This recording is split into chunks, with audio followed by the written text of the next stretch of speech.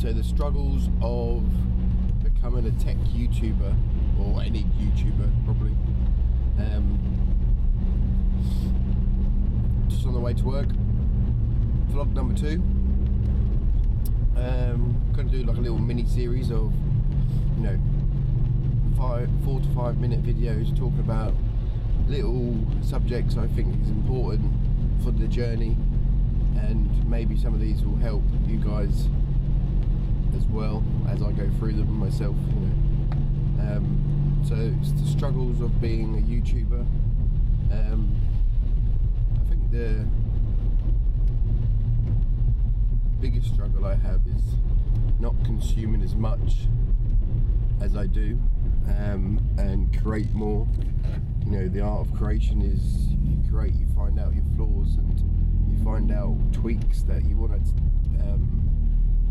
need into your videos or art or whatever sort of creative outlet you've got.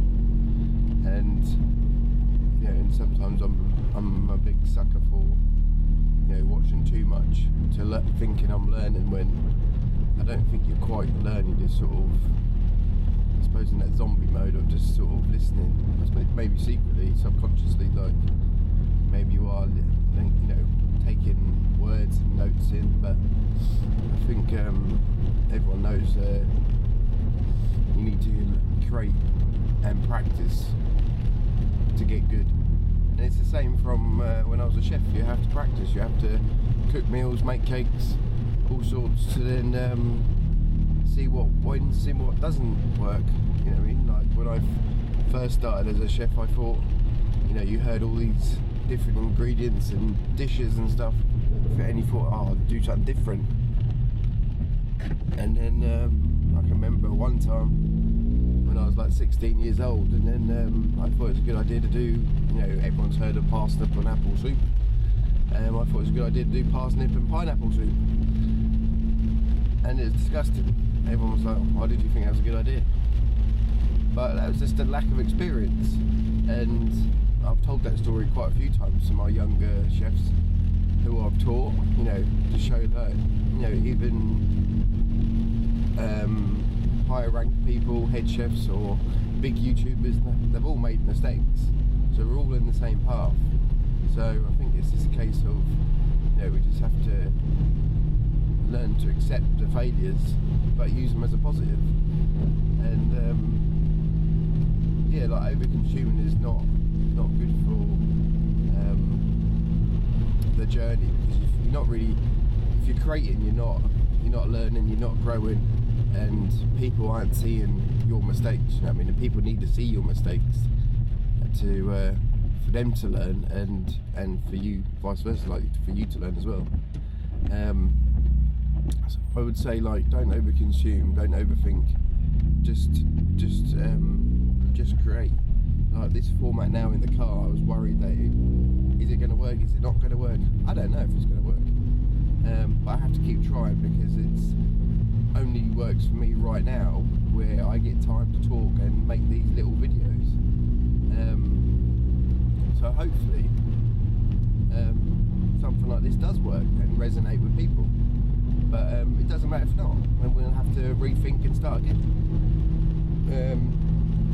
Like I've said in previous videos, I'd rather try YouTube for the next 5 years than keep being a chef for the next 5 years. That's nothing against chefing, it's just that my time with chefing is done. Well, not quite yet, because I'm still doing it, but I want it to be done, and I feel like this is my creative outlet, this is my calling per se, and I just have to figure it out. But I have to practice, make mistakes, make crap videos. I've got an S25 Ultra video down below, check it out. Looking back on it, it's too long, I ramble a bit too much, but it's all practice, so go and give that video some love. But all we can do is try, and I have no skill set in videography or cameras. I don't do it on a daily basis. I have a chef knife and a list of dishes I need to make for a wedding.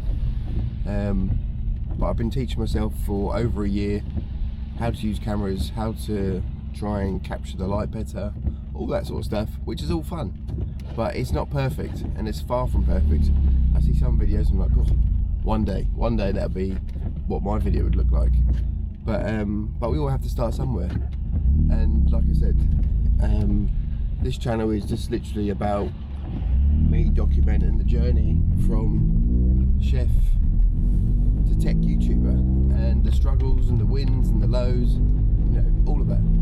So, you know, if that's something you're interested in and this gets excited, and maybe it's something similar to what you're doing, you know, comment below, tell me what you're doing, because I'd love to know, because I'd, you know, I'd love to just talk, chat, have conversations, you know, and then, you know, we can try and help each other. So on that note, I'll catch you in the next one.